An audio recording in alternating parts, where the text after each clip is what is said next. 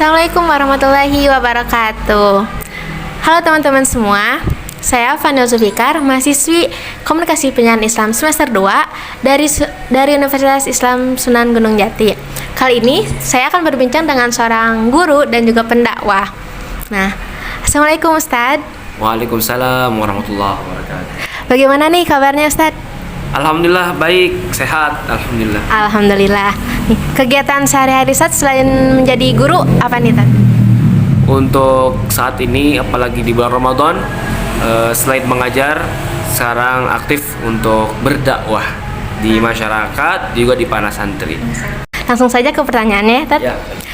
Yang pertama, apakah penting gitu menggunakan bahasa Arab dalam berdakwah? Pertama, karena saya seorang pendakwah juga, selama kurang lebih 7 tahun bergelut di bidang dakwah, pada akhirnya saya berkesimpulan bahwa dalam dakwah itu penting bahasa Arab. Kenapa? Karena bagaimana seorang pendakwah bisa menyampaikan dakwah-dakwahnya yang lebih banyak menggunakan referensi Al-Quran dan Sunnah, juga kitab-kitab klasik, jika dia tidak mampu menggunakan bahasa Arab. Jadi dalam berdakwah, sepengetahuan saya, sepengalaman saya, itu sangat penting untuk menggunakan bahasa Arab. Jadi sangat penting banget ya untuk berdakwah dalam bahasa Arab, untuk menggunakan bahasa Arab.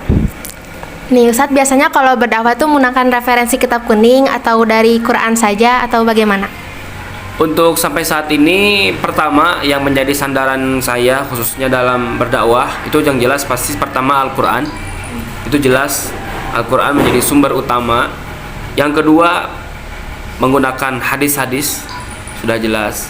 Yang kedua itu barulah menggunakan kitab-kitab klasik, menggunakan kitab tafsir dari para ulama. Kitab-kitab yang salah satunya jika dalam fikih, misalkan dalam Fathul Qarib, kemudian fikih-fikih yang lain, fikih al-Islamu adlatuhu, kemudian kita nanti bisa pakai dalam akidahnya gitu kan, kemudian dalam adabnya kita suka menggunakan dari buku-buku klasik, kitab-kitab kuning, itu jelas, dan itu memang diperlukan kemampuan dalam bahasa Arab. Nah, jadi sebagai seorang pendakwah, sebagai seorang dai, menggunakan buku-buku referensi itu yang bersifat klasik sampai sekarang masih digunakan. Nah, biasanya Ustadz kalau ceramah dakwah gitu di kalangan santri atau ibu-ibu atau umum atau bagaimana? Metode ya, kalau misalkan kita memang Nabi Muhammad SAW itu mengajarkan kepada kita bahwa jika kita ingin menyampaikan suatu keterangan, suatu ceramah kepada suatu kaum, itu harus menggunakan bahasa kaumnya masing-masing. Nah, maksudnya apa? Kalau saya berbicara sama ibu-ibu, ya harus menggunakan bahasa ibu-ibu. Kalau saya berceramah dengan para santri, maka menggunakan cara bahasa, mekanisme bahasa, estetika bahasa yang kesantrian. Termasuk jika saya diundang oleh universitas, misalkan oleh mahasiswa-mahasiswa dalam acara-acara yang resmi di kampus yang menggunakan bahasa akademis, jadi agamis akademis. Jadi artinya dalam metode untuk menyampaikan gitu ya, yang saya gunakan saat ini adalah menggunakannya sesuai dengan kondisi siapa saya berbicara, dan itu penting. Sebagai seorang dakwah, sebagai seorang pendakwah, sebagai seorang dai harus mengetahui apa namanya, kita sebut dengan lisanul hal. Lisanul hal itu adalah bagaimana kita menggunakan berbicara, kemudian menyampaikan ceramah sesuai dengan kondisi yang ada. Dengan ibu-ibu akan berbeda dengan bapak-bapak, dengan bapak-bapak akan berbeda dengan santri, dengan santri akan berbeda dengan mahasiswa. Artinya sampai saat ini saya menggunakan metode itu sesuai dengan siapa saya berbicara. Untuk pertanyaan terakhir nih, ada nggak tips atau saran supaya ingin menjadi pendakwah gitu, yang biar gimana ya? Lebih menarik gitu. Lebih menarik. Orang-orang supaya lebih tertarik untuk berdakwah. Ya. Sebetulnya begini, dakwah itu adalah salah satu kewajiban. Semua orang dikenakan kewajiban untuk berdakwah. Jadi bagaimana untuk tertarik? Sebetulnya ketika dia tertarik ataupun tidak, dia wajib berdakwah, harus berdakwah. Apa dalilnya? Ud'u ila sabili rabbika bil hikmati wal mau'izatil hasanah. Jadi, Allah Subhanahu wa taala sudah mengatakan kepada kita bahwa kamu harus berdakwah. Harus berdakwah. Nah, pertanyaannya, bagaimana cara berdakwahnya? Ada yang berdakwah dengan lisan, ada yang berdakwah dengan perbuatan.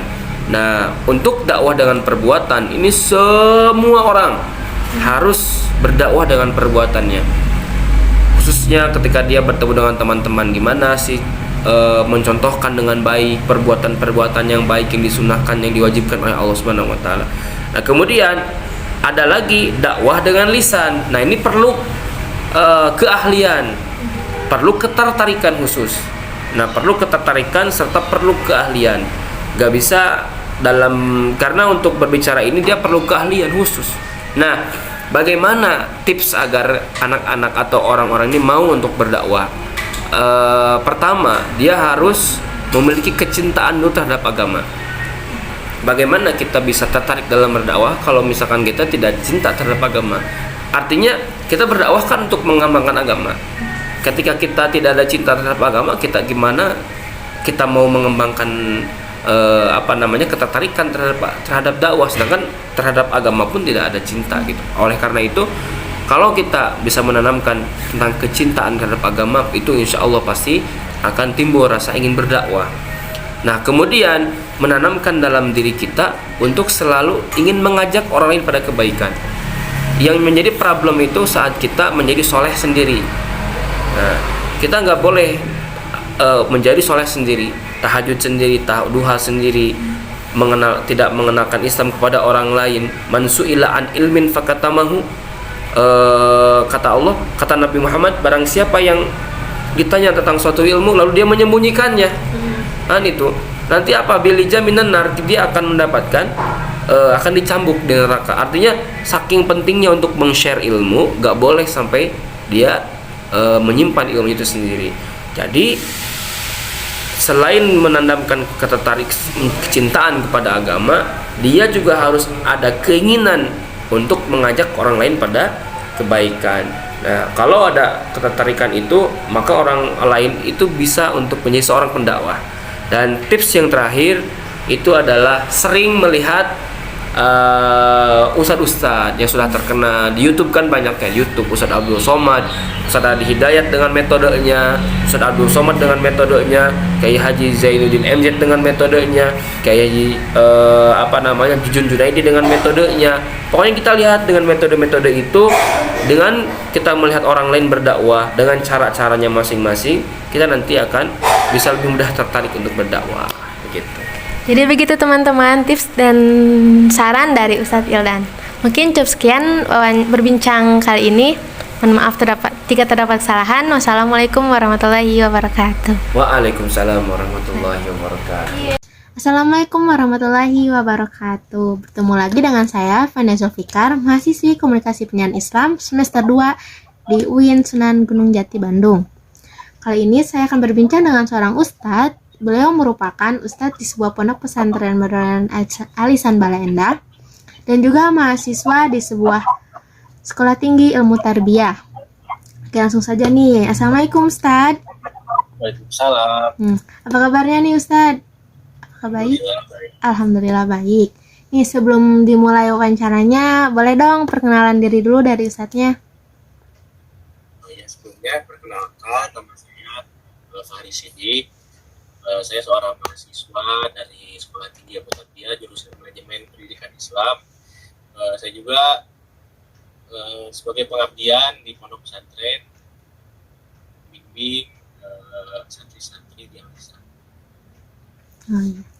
Kalau gitu langsung aja nih Tat ke pertanyaan yang pertama. Nih, untuk pertanyaan pertama, apakah penting nih menggunakan bahasa Arab dan harus gitu memahami dan menguasai bahasa Arab dalam berdakwah? Menurut saya, apakah penting menggunakan bahasa Arab bagi seorang dai dalam berdakwah? Menurut saya itu sangat penting, ya. Karena kaidah-kaidah atau syariat Islam itu semuanya turun dalam bahasa Arab, ya. Tidak ada dalam bahasa lain. syariat Islam itu turun pertama dalam bahasa Arab. Apalagi yang harus dipahami seorang dai adalah bahasa Arab yang benar sesuai tafsir-tafsir Al-Quran. Karena jika kita salah penafsiran Al-Quran, maka kita juga bakal salah memaknai ayat Al-Quran tersebut. Ya, jadi tidak semua bahasa Arab itu dapat diterjemahkan kepada bahasa Indonesia yang menurut kita itu benar. Ya. Karena bahasa Arab itu rumit. Jika kita salah penafsiran, maka juga salah arti.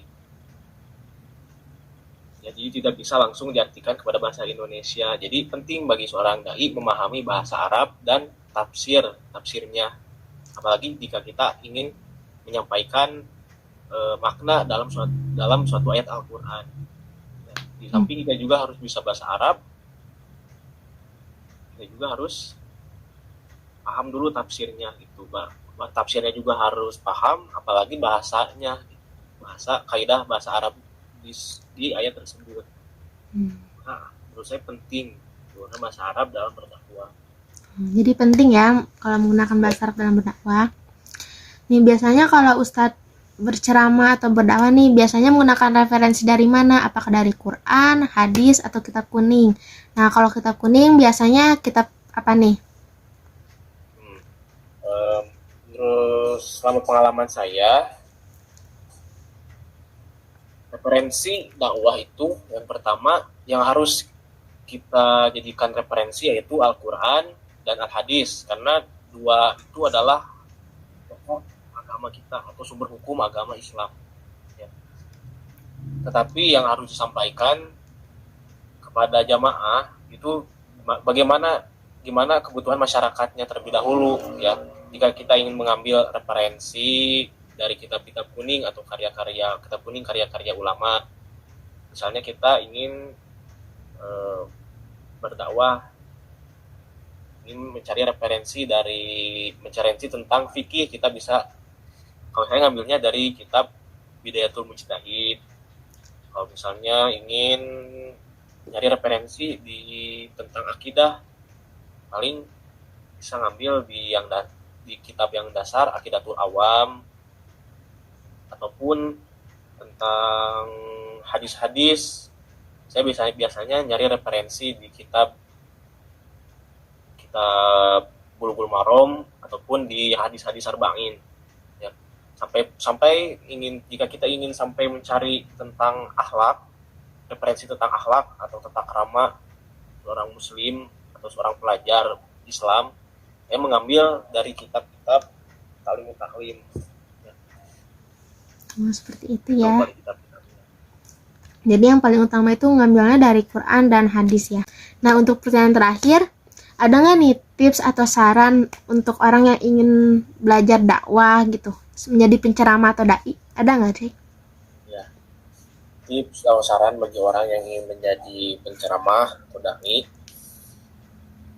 Yang pertama, sebelum kita menyampaikan kebenaran kepada orang lain, ya, kita menyerukan kebenaran, ingin membuat orang lain itu baik, terlebih dahulu yang wajib bagi seorang dai itu harus membenarkan dirinya terlebih dahulu. Sebelum memperbaiki orang lain, dia juga harus memperbaiki diri sendirinya dulu. Apakah layak seorang dai menyerukan kebenaran, tapi dirinya sendiri juga masih belum bisa melaksanakan kebaikan tersebut. Dia harus bercermin dulu apakah seorang dai itu layak ya menyerukan kebenaran, apakah seorang dai itu sudah melakukan kebenaran tersebut. Jadi jangan menyerukan kebaikan, menyerukan kebenaran, menyuruh orang benar, tapi dirinya sendiri belum bisa membenarkan dirinya sendiri.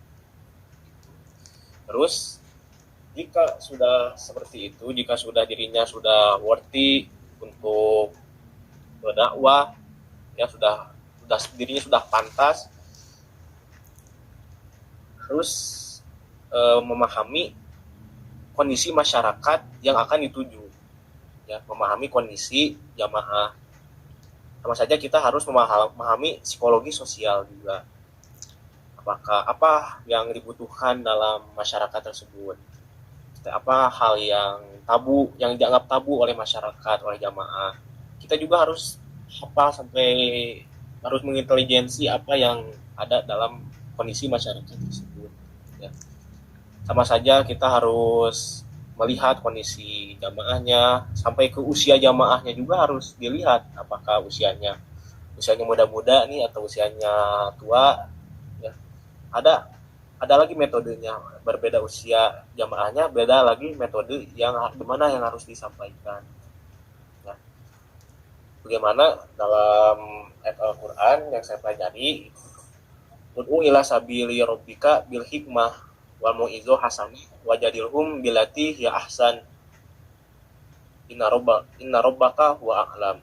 Artinya, ud'u ila sabili rabbika bil hikmah, serukanlah